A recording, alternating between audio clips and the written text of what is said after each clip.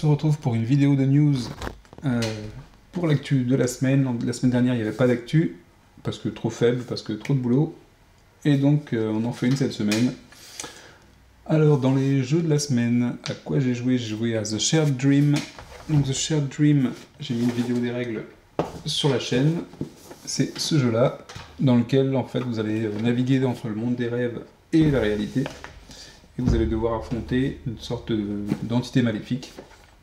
C'est un jeu qui se base sur des scénarios, c'est du coop, donc très bien en solo. Il y a également des scénarios solo dans cette petite boîte d'extension. Et je ferai une partie sur la chaîne avec un des scénarios.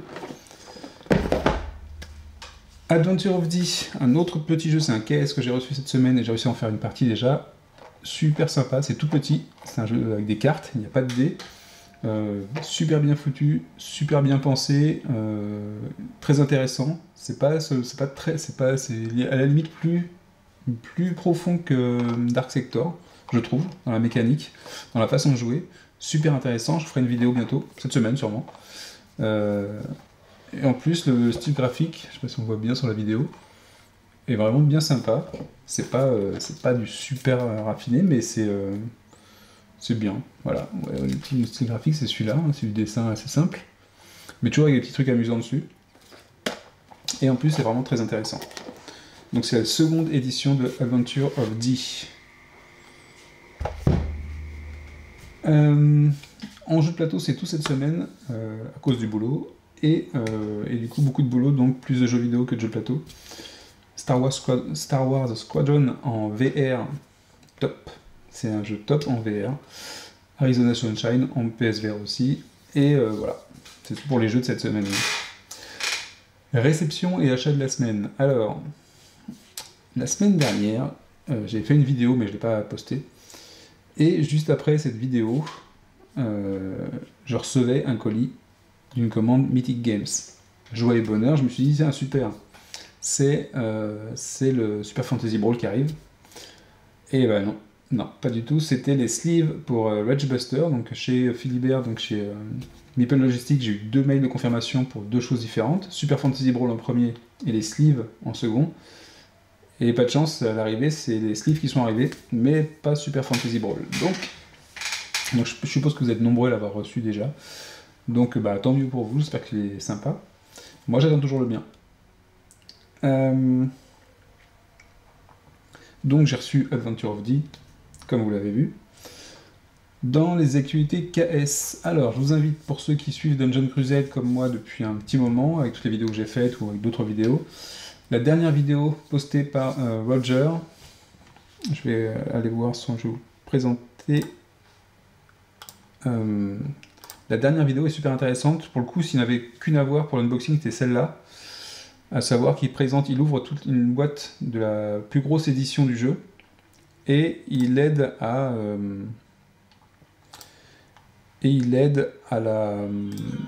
faire voir comment il range l'ensemble.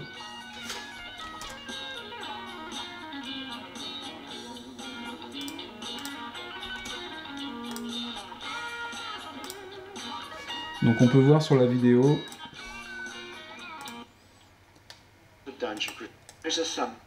vraiment tout ce qu'il montre. Il explique avec le livre, il explique comment il va ranger, il présente les plateaux. Le matos a l'air top. C'est super coloré, c'est super détaillé, c'est oufissime. C'est vraiment... j'ai un en qualité, les plateaux sont super épais. Pour un premier jeu édité, je trouve que c'est quand même pas mal. Ça a mis du temps, mais c'est vraiment impressionnant. Alors après, on jugera sur place et dans le jeu, mais ça donne confiance, et en plus il en parle tellement du jeu, il le montre tellement, il cache rien dessus, c'est quand même bien sympathique. Hein. Donc je vous invite à regarder cette dernière vidéo sur Dungeon Crusade, même si c'est en anglais, vous allez voir quand même tous les composants du jeu. Alors je sais pas s'il est encore possible de commander, pas la plus grosse édition, mais celle de base ou celle qui est intermédiaire. Vous pouvez, je crois, encore faire un mail à Roger pour récupérer un exemplaire.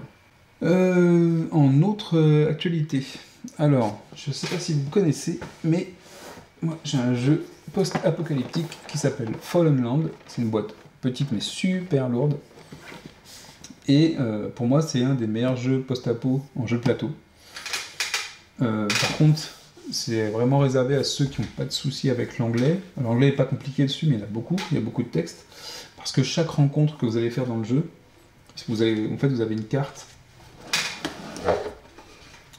Vous avez une carte des États-Unis. Je sais pas si... Ah non, là, et vous naviguez dessus, potentiellement à chaque fois vous allez pouvoir faire des rencontres dessus, et chaque rencontre est vraiment un petit texte d'histoire, à chaque fois il y a une petite histoire, il n'y a pas de lien entre les histoires, mais il y a beaucoup de rencontres, beaucoup d'histoires, donc c'est plein de petites histoires, et en fait vous allez cumuler ces petites histoires, et ça va vous raconter en fait votre histoire sur tout le long du jeu, et vous dirigez dans ce jeu une faction, enfin un groupe de 6 personnages, plus un véhicule, qui navigue pour réaliser différents objectifs. Et c'est vraiment génial. On gère vraiment une petite escouade, avec chaque personnage de l'escouade, ses caractéristiques, ses compétences, son matériel. Et alors, c'est pas un jeu qui est super. Comment dire, c'est pas qu'il est pas fluide, il est pas compliqué, mais il y a beaucoup de choses. Il n'y a rien à noter, mais il y a quand même beaucoup de choses à suivre. Mais c'est vraiment un jeu post-apo Ameritrash, super.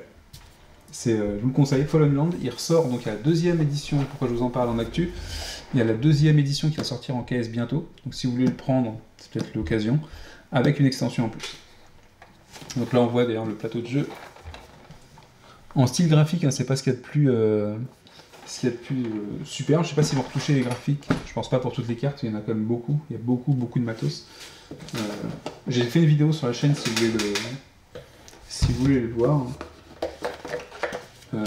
J'ai tout plein de matos dans la boîte, elle est pleine. La boîte elle est pleine à rabord. Donc allez voir la vidéo si vous voulez, pour vous faire une idée des jeux. Je crois que c'est les règles que j'avais faites, j'ai pas fait de partie, c'est assez long. Peut-être que je m'y remettrai à l'occasion de la sortie de la deuxième édition. Fallen Land, surtout. Pour ceux qui aiment le post-apo, c'est pas un souci. Enfin, c'est plutôt une bonne chose. Ensuite, mes caisses perso. Alors, qu'est-ce que j'ai noté surtout, c'est que j'ai rien acheté cette semaine. Par contre, j'ai énormément pledgé, surtout hier. Alors, qu'est-ce que j'ai pledgé? J'ai pledgé... Alors, on va commencer par les dernières sorties. Frostpunk, The Board Game. Donc, Frostpunk, c'est un jeu vidéo à la base, dans lequel vous avez une version post-apocalyptique, une version de fin du monde, mais dans le froid. Donc, avec une ère glaciaire.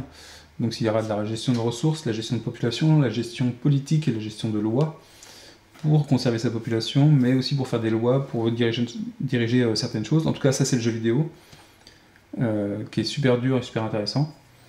Et donc on devrait avoir une version de jeu de plateau qui se rapproche du jeu vidéo, mais en étant plus adapté au jeu de plateau, avec du matos assez sympathique. Il y aura en français, mais en version PDF, je crois. Peut-être, je suis pas sûr que tout ce qui est écrit sera en français.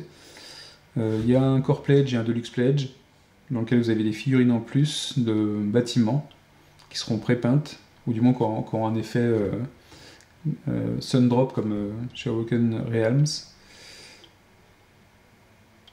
Et voilà, c'est de faire survivre sa cité, le but du jeu. Vous avez la grande tour qui est le point de départ du jeu, c'est cette grande tour qui permet de convertir en énergie des matières.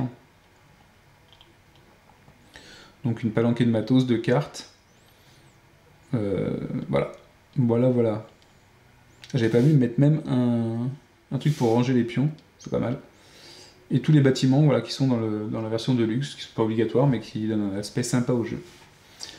Ensuite, il y a Warfighter. Donc Warfighter, dans la vidéo que vous n'avez pas vu, j'étais en train de dire que ça piquait le prix. J'ai quand même pledgé en all-in.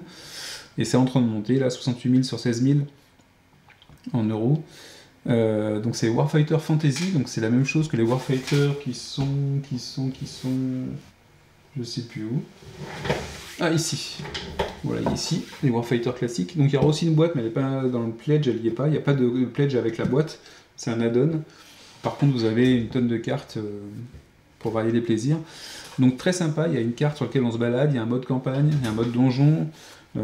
Ça reprend un peu les principes de Warfighter, à savoir que vous avez une carte qui va faire le setup de la mission, par exemple, et vous allez pouvoir en enchaîner plusieurs sur une campagne, avec une gestion des points de recrutement qui sera différente selon que ce soit une mission ou une campagne.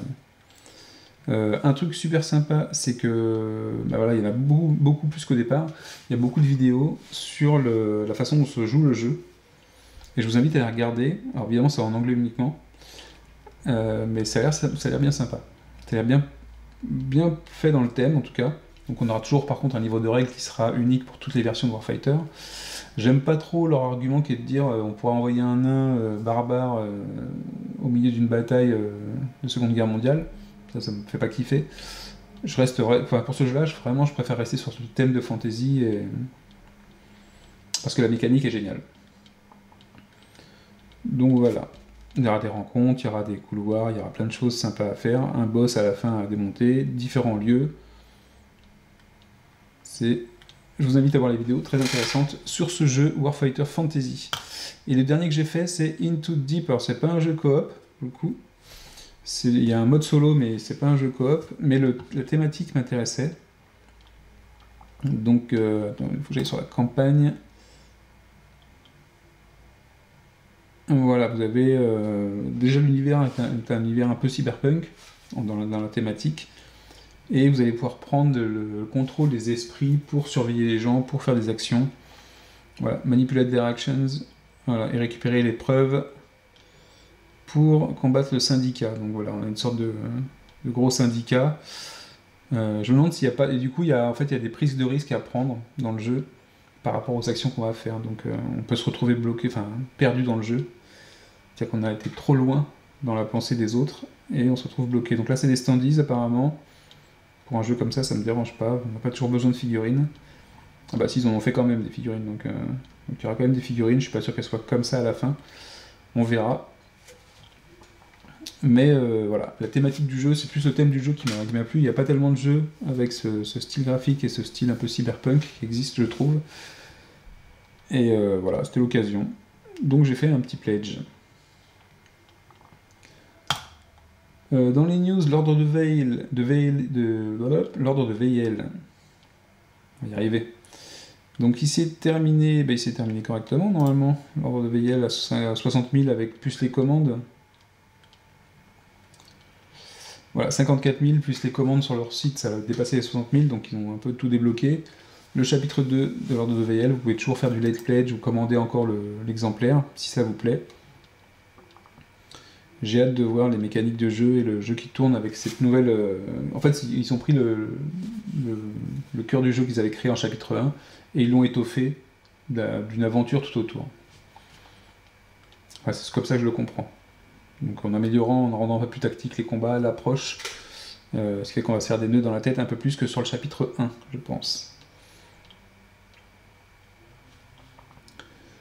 Dans les KS que j'avais aussi, je suis un peu dans n'importe quel ordre, j'ai laissé tomber Storm Thunder. Alors pourtant, il m'intéressait d'un point de vue figue, d'un point de vue histoire, mais c'est un jeu avec des grosses figues, avec beaucoup de choses, avec beaucoup de narration, mais en fait on atteignait des sommes de KS qui étaient... on atteignait facilement les 200-300 $, rien qu'avec le jeu de base et 2 extensions.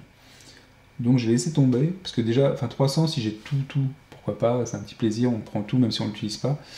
Mais 300 quand on n'a qu'une partie du jeu, je trouve ça un peu dommage. Et même si les figurines sont superbes, si tout est génial, je sais que je vais récupérer Dungeon Crusade, je sais que je vais récupérer Tanares, la suite de Arena of the Contest. Donc je pense que j'aurai ma dose, et finalement, tout ce qui est narratif, je vais peut-être laisser tomber un peu tout ce qui est narratif et campagne narrative, parce que c'est pas forcément le style de jeu que je vais vouloir faire.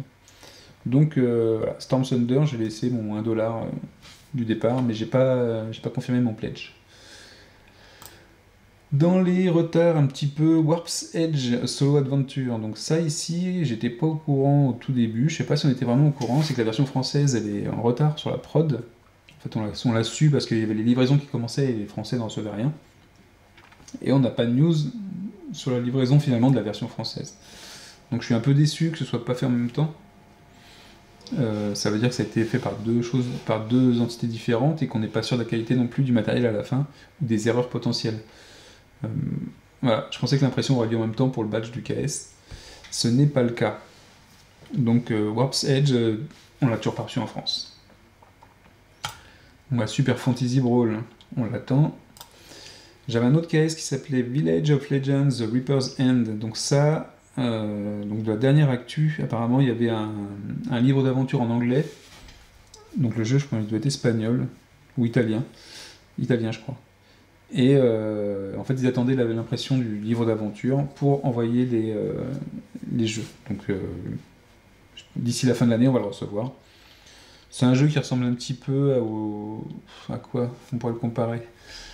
Un jeu que j'avais vu avec des cartes, enfin un jeu assez simple, basé sur des cartes, des rencontres dans un donjon.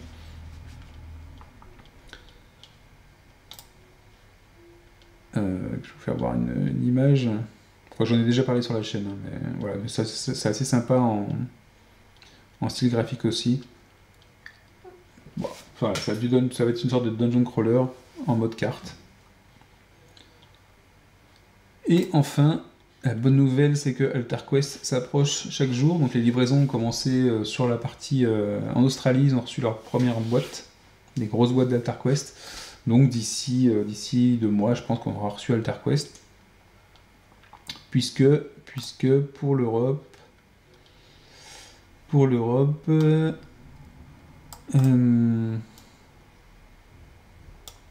voilà, en fait, la GameQuest va recevoir les jeux le 7 ou 8 octobre, donc c'est déjà, ils ont reçu hier, sauf que ça arrive en retard, et que du coup ça a été reculé dans la file d'attente de GameQuest. Et du coup, ils disent que ce sera plutôt début novembre que ça va partir, donc on va recevoir d'ici fin novembre, je suppose, les jeux. C'est pas de chance. Voilà, c'était AltarQuest, et je devrais avoir fini sur les news de cette semaine. Je sais pas si c'était un peu plus long. Je vous dis à la prochaine. Surtout, n'hésitez pas à mettre des commentaires, à partager les vidéos, à dire ce que vous en pensez. Si vous avez des envies sur des jeux ou des questions, n'hésitez pas. Passez par les commentaires de YouTube ou par la page BoardGamer69 sur Facebook. Ciao!